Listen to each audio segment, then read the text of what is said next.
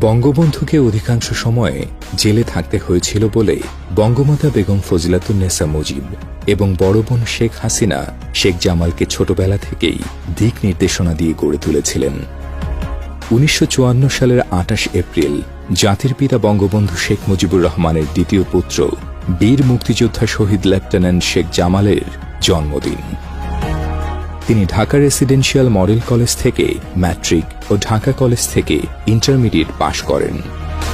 শেখ জামাল ছিলেন পিতার মতোই নির্ভীক ও দেশপ্রেমের মূর্ত প্রতীক। পরিবারের সাংস্কৃতিক পরিবেশে বেড়ে ওঠা শেখ জামালের পছন্দ ছিল সুর, সে কারণেই শিখতেন গিটার। ক্রিকেটার হিসেবেও ছিল তার বেশ সুনাম। ছিলেন রাজনীতিতে আগ্রহী ও সচেতন। মুক্তিযুদ্ধ